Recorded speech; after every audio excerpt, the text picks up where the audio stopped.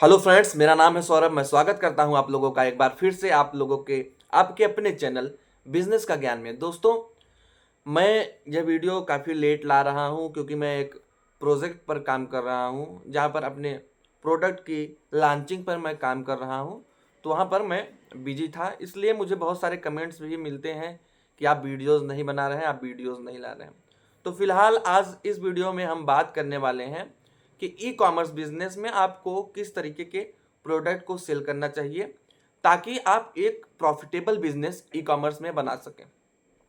देखिए दोस्तों, e commerce में अगर आप बिजनेस बनाना चाहते हैं, ई कॉमर्स में अपना फ्यूचर बनाना चाहते हैं, तो ई कॉमर्स की जो इंडस्ट्री है वह अभी बिल्कुल ही ग्रोइंग इंडस्ट्री है और बहुत तेज़ी से ई कॉमर्स की इंडस्ट्री ग्रो कर रही है क्योंकि बहुत सारे सेलर्स आज ऑन बोर्ड हो रहे हैं, चाहे वह अमेज़ॉन हो, फ्लिपकार्ट हो, मीशो हो।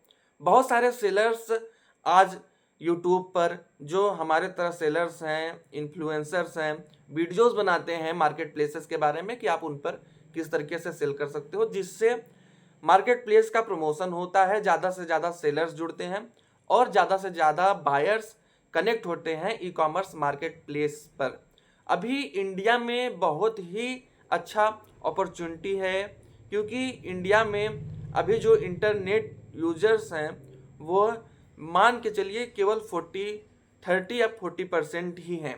अभी लगभग आप 60 to 70% यूजर्स इंटरनेट के नहीं हो पाए हैं।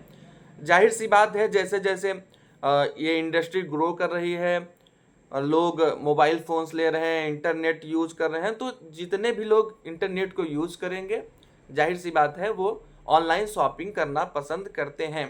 तो इस तरीके से आज तो कई लोग ऐसे हो गए हैं जो ऑनलाइन शॉपिंग ही करना पसंद करते हैं। तो 2025 में अगर आप ई कॉमर्स बिजनेस स्टार्ट करते हैं तो बहुत ही अच्छा मौका है आपके लिए ग्रो करने का। लेकिन यहाँ पर सबसे मायने जो रखता है वह होता है प्रोडक्ट।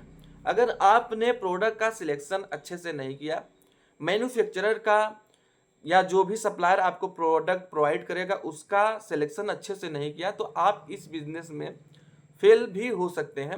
ऐसा नहीं है कि जितने भी सेलर होते हैं वह ई कॉमर्स बिजनेस में सफल ही हो जाते हैं।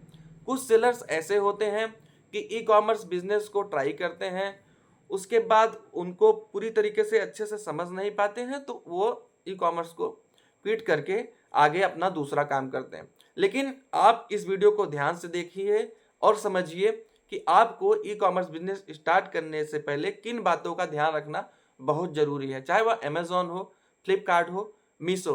तो ई कॉमर्स में अगर आप प्रॉफिट बना सकते हो तो सबसे जो इसमें बेसिक चीज़ होती है वो होता है एक प्रोडक्ट का सिलेक्शन। और प्रोडक्ट आप किसी भी कैटेगरी में ले सकते हो, चाहे वह शूज का हो, क्लोथिंग का प्रोडक्ट हो, या फिर टॉयज़ हो, या फिर होम डेकोर प्रोडक्ट्स हो, ऑफिस प्रोडक्ट हो, जिम कैटेगरी के प्रोडक्ट हो, किसी भी कैटेगरी के प्रोडक्ट हो, ऑनलाइन या ऑफलाइन सभी बिकते हैं। लेकिन हमें कौन सा प्रोडक्ट सेलेक्ट करना चाहिए जिससे हम अच्छा खासा उससे रेवेन्यू बना सकें और भविष्य में भी बेच सकें, ऐसी क्या प्लानिंग हमारी होनी चाहिए। सबसे पहले हम एक प्रोडक्ट को सिलेक्ट करेंगे ई कॉमर्स पे बेचने के लिए। वह प्रोडक्ट आपको ध्यान रखना है, अगर आप एक बिगिनर हैं, आपने ई कॉमर्स स्टार्ट किया है या स्टार्ट करना चाहते हैं, तो प्रोडक्ट का सिलेक्शन आपका ऐसा होना चाहिए जिसमें आपका बजट कम लगे, यानी कि इन्वेस्टमेंट कम लगे। तो मैं इसके लिए आपको जो रिकमेंड करता हूँ कि आप क्लोथिंग कैटेगरी में ना जाएं, या जिस प्रोडक्ट के बहुत सारे वेरिएशन होते हैं, साइजेस होते हैं, ऐसे प्रोडक्ट्स में आप ना जाएं, क्योंकि इनमें क्या होता है कि आपको बहुत सारी इन्वेस्टमेंट करना पड़ता है। जैसे मान लीजिए कि आपने किसी पैंट को सिलेक्ट किया, मान लीजिए कि आपने ब्लू पैंट को सेल करने के सिलेक्ट किया, तो आपको ब्लू पैंट में सारे साइजेस प्रोवाइड करने पड़ेंगे और उसके बाद उन साइजेस में आप 10 पीस लाओगे, 20 पीस लाओगे। अगर 5-5 पीस भी हर साइज में आप रखते हो तो भी आप समझ लीजिए कि अगर मेंस की कैटेगरी में जाते हो तो yes, M, axle, double axle, triple axle, 4 axle, इस तरीके से आपको साइजेस प्रोवाइड करने पड़ जाएंगे जहाँ पे आपका भारी इन्वेस्टमेंट लगने वाला है। तो ये प्रॉब्लम्स हो जाती हैं। और दूसरी प्रॉब्लम्स हो जाती है क्लोथिंग कैटेगरी का रिटर्न का प्रॉब्लम्स हो जाता है। यहाँ जैसे कि मुझे मेरा जो पर्सनल एक्सपीरियंस क्लोथिंग कैटेगरी को लेकर बोलता है कि मैं ऑफलाइन क्लोथिंग सेल करता हूँ। मेरा शोरूम है जहाँ पे मैं ऑफलाइन भी कपड़े सेल करता हूँ। मैंने इन चीज़ों को ऑनलाइन भी सेल किया है, लेकिन ऑनलाइन में इन चीज़ों को सेल करने का प्रॉब्लम क्या होता है, इवन ऑफलाइन भी इस प्रोडक्ट को सेल करने में प्रॉब्लम्स क्या होती है।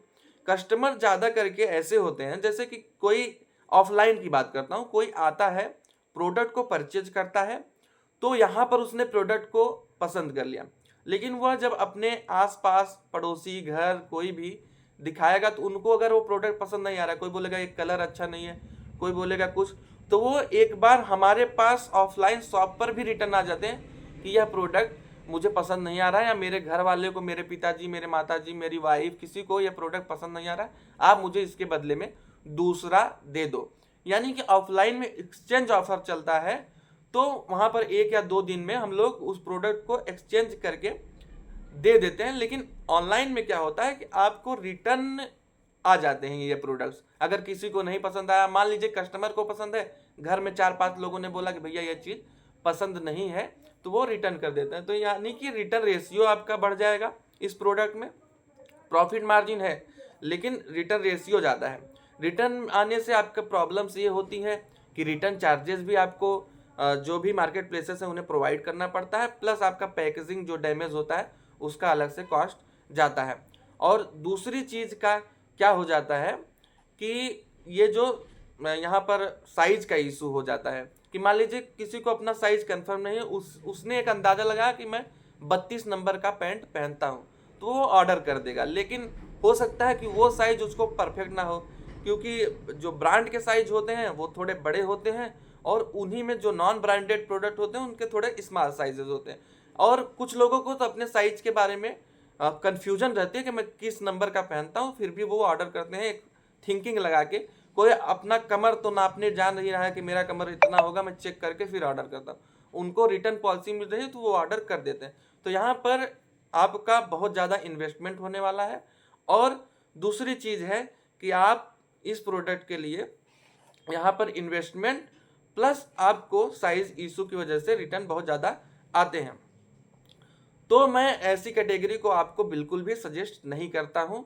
इन कैटेगरीज को आप इग्नोर करिए एज अ बिगिनर। हाँ, आप एक स्मार्ट सेलर हो चुके हैं, अच्छे से आपने सेलिंग को सीख लिया है, प्रोडक्ट रिसर्च आपको मालूम हो गया है, तो आप क्लोथिंग कैटेगरी में अपने प्रोडक्ट का सिलेक्शन करके, या आप खुद की मैन्युफैक्चरिंग है आपकी, तो क्लोथिंग कैटेगरी में आप सिलेक्शन कर सकते हैं प्रोडक्ट को और जा सकते हैं। लेकिन आपके पास एक मिनिमम बजट है, तो मिनिमम बजट के लिए ऐसे प्रोडक्ट का चयन करना पड़ेगा आपको जहाँ पे जिसकी प्राइस जो है वो बहुत ही ज़्यादा ना हो। मान के चलिए कि 500 के अंदर के प्रोडक्ट हों और उनमें बहुत ज़्यादा कलर और साइज के वेरिएशन ना हो। ऐसे मैं कुछ कैटेगरी आपको सजेस्ट करता हूँ, जैसे कि हम लोग जो बेसिक चीज़ें ध्यान देते हैं इन कैटेगरी में प्रोडक्ट रिसर्च के लिए, वो होती हैं, एक होता है स्पोर्ट एंड फिटनेस का कैटेगरी। यह बहुत डिमांडेबल एक कैटेगरी है जहाँ पे प्रीमियम कस्टमर भी हैं और जो लो कॉस्ट के प्रोडक्ट परचेज करते हैं ऐसे भी कस्टमर हैं। और दूसरा होता है ऑफिस प्रोडक्ट, जहाँ पे ऑफिस में सजाने के लिए छोटे छोटे प्रोडक्ट होते हैं, ऑफिस में लगाने के लिए स्टैंड्स होते हैं। तीसरा आपका जो होता है वो होता है पेट सप्लाई। पेट सप्लाई जो डॉग्स हैं, कैट है, या किसी भी प्रकार का एनिमल रहता है जो पालते हैं लोग, उसके लिए वो बहुत पैशनेट रहते हैं उस प्रोडक्ट को परचेज करने के लिए, और इसमें बहुत साइजेज और वेरिएशन का भी कोई वो नहीं होता। चौथा प्रोडक्ट जो होता है वो होता है बेबी प्रोडक्ट। बेबी प्रोडक्ट में क्या होता है कि जो कस्टमर होते हैं वो अच्छा प्रोडक्ट लेना पसंद करते हैं। मान लीजिए आपने 100 का प्रोडक्ट लाया, तो आप 300-400-500 रुपये में आराम से कमीशन इंक्लूडेड, आपके जो टैक्सेस हैं, आपकी जो शिपिंग कॉस्ट है, सबको इंक्लूड करके आप वहाँ पर इन कैटेगरी में प्रोडक्ट्स को ला सकते हैं। और एक जो बेस्ट कैटेगरी होती है वो होता है होम एंड किचन, या होम के जो डेकोरेशन प्रोडक्ट होते हैं या किचन से रिलेटेड जो प्रोडक्ट होते हैं उनमें आप प्रोडक्ट का चयन कर सकते हैं। प्रोडक्ट का चयन करने के लिए आप हमेशा एक ट्रेंडिंग प्रोडक्ट कैसे सर्च करेंगे उसके लिए बहुत सारी वीडियोस मैंने प्रोवाइड की हैं, सर्च के जो मेथड होते हैं।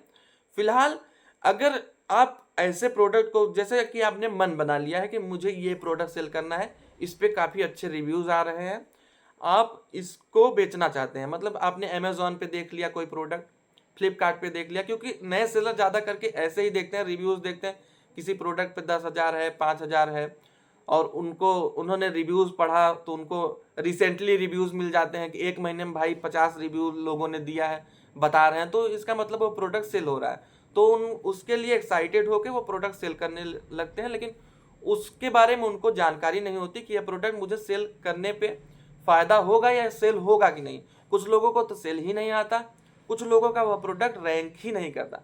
तो ऐसे प्रोडक्ट को किस तरीके से रैंक किया जाता है, जिस प्रोडक्ट को आपने रैंडमली सिलेक्ट कर लिया, बस आपको अच्छा लगा तो आपने सिलेक्ट कर लिया, तो ऐसे प्रोडक्ट को भी रैंक किया जा सकता है, ऐसे प्रोडक्ट में भी प्रॉफिट बनाया जा सकता है, क्योंकि वो प्रोडक्ट की डिमांड है मार्केट में, कस्टमर उसको परचेज कर रहा है ज़्यादा से ज़्यादा, तो आप भी उसे बेच सकते हैं। लेकिन इसके लिए आप जिस भी प्रोडक्ट का सिलेक्शन करो, मैं नहीं कहता हूं कि कोई ट्रेंडिंग प्रोडक्ट आप सर्च करके उसी को बेचो। आपने मान लीजिए कि आपने रेजिस्टेंस बैंड ले लिया, या आपने डंबल्स ले लिए, या आपने कुछ भी ले लिया, पुल रिड्यूसर हो गया, फिर जिम के पेट सप्लाईज में जो वो डॉग्स के हेयर ब्रशेज आते हैं, किसी भी प्रकार का आपने एक प्रोडक्ट अपने मन से सिलेक्ट कर लिया कि ये भाई अच्छा बिक रहा है, मैं इसे बेचूंगा, तो आप उसे किस तरीके से बेच सकते हैं। उस प्रोडक्ट में कंपटीशन बहुत है, आपने बहुत सारे सेलर्स को देखे हैं, वो सेलर बेच रहे हैं, तो उस प्रोडक्ट में आप ऐसा क्या करो कि वो प्रोडक्ट आप भी बेच पाओ।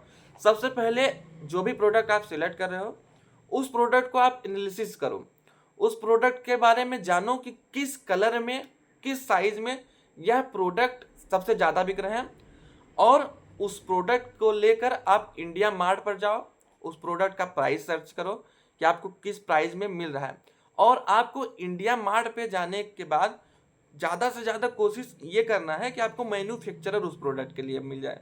मैन्युफैक्चरर यानी कि जो उस प्रोडक्ट को बना रहे हैं, तो उनसे आपको कुछ न कुछ उस पर डिफ्रेंसिएशन करना है।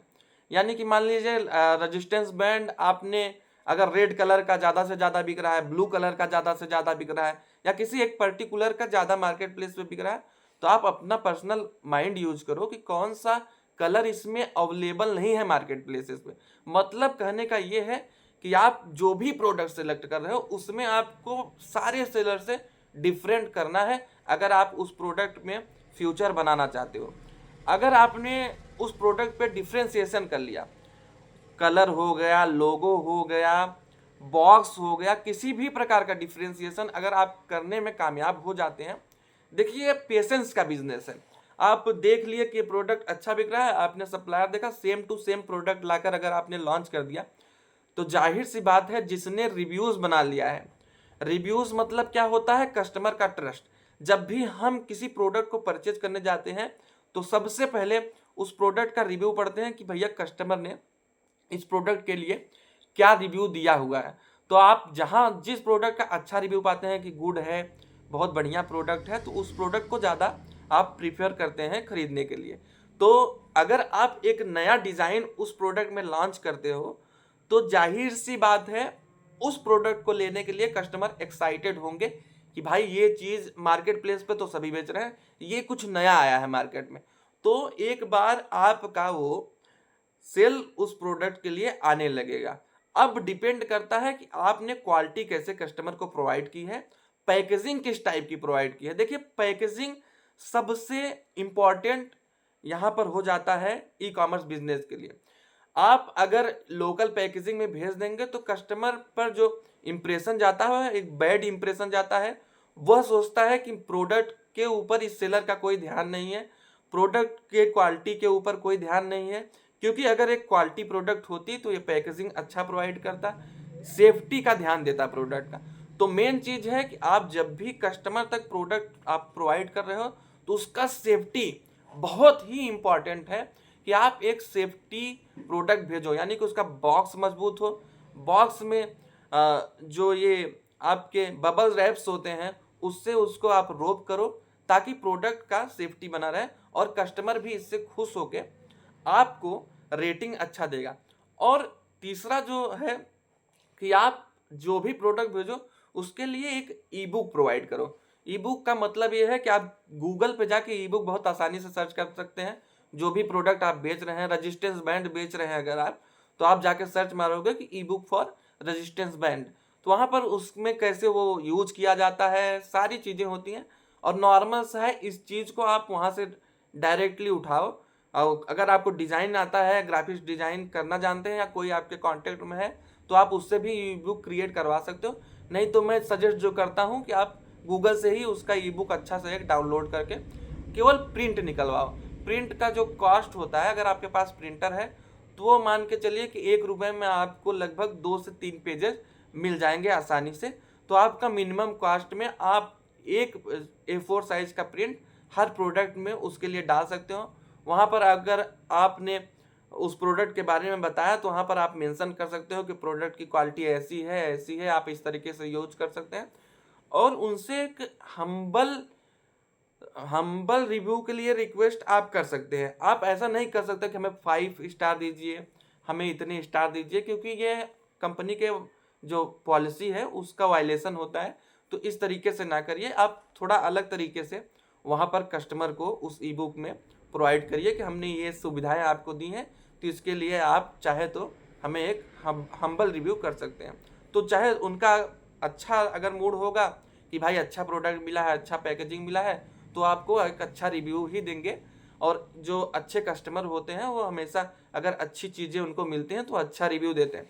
ज़्यादा से ज़्यादा जो रिव्यूज़ मिलते हैं ना, जैसे नॉर्मल सेलर जो होता है, जो नॉर्मल पॉली बैग में प्रोडक्ट को भेज देता है, उस सेलर को क्या होता है कि निगेटिव जो फीडबैक देने वाले लोग हैं, हमेशा कोई पॉजिटिव पे किसी को चीज़ें बताने नहीं आता। अगर वो प्रोडक्ट अच्छा है ना, तो वो आपको नहीं बताने आएंगे कि आपका प्रोडक्ट अच्छा है, वो ले लेंगे, कोई रिव्यू नहीं देंगे, वो प्रोडक्ट को यूज करेंगे। लेकिन अगर उसमें कोई खराबी मिल गई, क्वालिटी उनको अच्छा नहीं लगा, तो तुरंत जाके रिव्यू डाल देंगे कि प्रोडक्ट गंदा है, कोई लो मत, ये प्रोडक्ट बिल्कुल बैड है। तो आपको निगेटिव फीडबैक ज़्यादा मिलते हैं। तो पॉजिटिव फीडबैक अगर काम करेंगे आप, तो आपका वो प्रोडक्ट ग्रो करेगा। लेकिन इसमें सबसे अहम बात जो बिगिनर्स के लिए हो जाती है कि प्रोडक्ट वो क्या करते हैं, अपना जो प्रोडक्ट्स है वो मैन्युफैक्चरर से बात करने से पहले उसकी क्या वैल्यू है, मतलब वो फिर से रिपीट मिल पाएगा कि नहीं। जैसे कोई डिजाइन आपने बनवा लिया, आपने मंगाया 50 पीस, 50 पीस आपका बिक गया। अब आपके पास कोई चांसेस नहीं है कि भाई 50 पीस के बाद जब आप सप्लायर से कांटेक्ट कर रहे हो तो सप्लायर बोल रहा है कि मुझे मटेरियल नहीं मिल रहा है, अब ये प्रोडक्ट नहीं बन सकता, या जो मैन्युफैक्चरर से मैंने बनवाया था वो नहीं बना पाएगा। तो ऐसा मत करो। जब आप ये प्रोडक्ट के लिए डील कर रहे हो तभी से प्रोडक्ट का सिलेक्शन करते टाइम ही ये सारी बातें आपकी हो जानी चाहिए कि भैया मैं 50 पीस मांग रहा हूँ आपसे, तो मैं 50 पीस ही नहीं लूँगा, मैं भविष्य में इसको 1000 पीस भी सेल कर सकता हूँ, 10,000 पीस भी सेल कर सकता हूँ, लाख पीस भी सेल कर सकता हूँ। तो क्या यही पर्टिकुलर डिज़ाइन आप हमें हमेशा प्रोवाइड कर सकते हैं कि नहीं। ये सारी जानकारियाँ लेकर ही ई कॉमर्स पर प्रोडक्ट बेचना चालू करो। और अगर आपने प्रोडक्ट पे डिफ्रेंसिएशन कर लिया है, प्रोडक्ट की क्वालिटी में कुछ डिफरेंट किया है, प्रोडक्ट के पैकेजिंग लोगों में कुछ डिफरेंट किया है, तो आप प्राइस वार को भी बीट कर सकते हो। 400 का प्रोडक्ट आप 800 का बेचोगे तो वह प्रोडक्ट मार्केट में डिफरेंट है, तो लोगों को नॉर्मली सा माइंड सेट होता है कि प्रोडक्ट डिफरेंट है, प्रोडक्ट पे काम किया गया तो इसकी प्राइस रेंज भी हाई हो सकती है, कोई प्रॉब्लम वाली बात नहीं है। प्राइस मायने रखता ही नहीं ई कॉमर्स बिजनेस में या किसी भी प्रकार की बिजनेस में। क्वालिटी सबसे पहले ई कॉमर्स बिजनेस में मायने रखता है, और आप उस प्रोडक्ट के लिए क्या कितने मतलब पैशनेट है उस प्रोडक्ट को लेकर, ये भी मायने रखता है। तभी आप एक ई कॉमर्स में सक्सेसफुल सेलर बन सकते हो। तो अच्छे से आप इन चीज़ों को समझिए, मेरी वीडियोस देखिए, मैं आपको इसके बारे में टिप्स लगातार देता रहूँगा। किसी भी प्रकार की जानकारी चाहिए, अगर मैं जल्द ही आपको 1 by 1 प्रोग्राम्स भी देने वाला हूँ, चाहे वो फ्लिपकार्ट हो, मीशो हो, अमेज़ॉन हो। अगर आपको सीखना है तो आप मुझसे कांटेक्ट इंस्टाग्राम पे कर सकते हैं, या डायरेक्टली मुझे नंबर पर कॉल करके भी बात कर सकते हैं इसके बारे में। और मैं यहाँ पर कई सारे स्टूडेंट को एक साथ नहीं लेके चलूँगा, मैं 1 by 1 सिखाऊंगा, ताकि मैं अपने जो भी मुझे स्टूडेंट आ रहे हैं मेरे साथ काम करने के लिए, उनको मैं अच्छे से सिखा पाऊँ और उनका बिजनेस ग्रो करा पाऊँ। बस मैं जो उनको टिप्स देता हूँ, जो प्रोडक्ट उनको मैं सिलेक्ट करके देता हूँ, उसी पर अच्छे तरीके से काम करें। 100% आपको यहाँ पर ग्रोथ मिलने वाला है ई कॉमर्स बिजनेस में। धन्यवाद दोस्तों, जय हिंद।